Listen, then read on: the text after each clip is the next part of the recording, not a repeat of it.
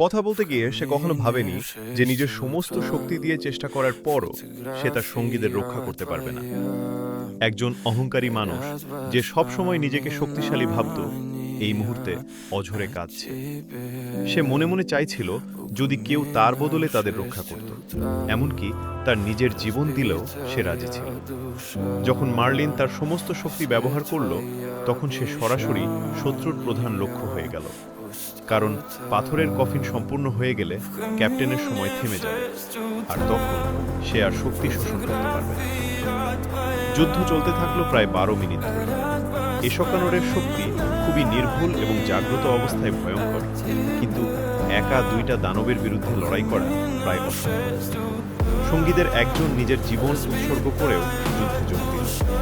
সবাই যখন একে একে প্রাণ দিতে প্রস্তুত, তখন নায়ক বুঝতে পারল বন্ধুত্বের আসল মূল্য।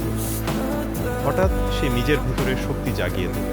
তার ক্ষত ধীরে ধীরে সেরে উঠতে থাকে, কিন্তু তার শরীর সীমার শেষ প্রান্তে পৌঁছে গেছে। ঠিক সেই সংকটময় মুহূর্তে নতুন শক্তি জাগ্রত হয়, কিন্তু এই শক্তি বেশি সময় ধরে রাখা সম্ভব নয়। সবাই চিন্তায় পড়ে যায়, এরপরে কে তাদের সাহায্য করবে? এই সময় এশকানোর সবচেয়ে বেশি চিন্তা করছিল সবার জন্য। সে জানত সূর্যের শক্তি ছাড়া সে শত্রুকে হারাতে পারবে না, কিন্তু সেই শক্তি তাকে ধীরে ধীরে শেষ করে দিচ্ছে। অন্যদিকে জানা গেল সবকিছুই ছিল এক ভয়ঙ্কর ষড়যন্ত্র। কেউ একজন ক্যাপ্টেনের শরীর দখল করার জন্য পুরো ঘটনাটা সাজিয়েছিল। একজন বাবা নিজের ছেলেকেও ব্যবহার করতে পিছপা হয়নি। এদিকে যুদ্ধ আরও ভয়ঙ্কর হয়ে ওঠে। বিষাক্ত ঝড় পুরো যুদ্ধক্ষেত্র ঢেকে ফেলে, যে ঝড়ের মধ্যে বেঁচে থাকা প্রায় অসম্ভব। কিন্তু ঠিক তখনই নায়ক আবার উঠে দাঁড়ায়।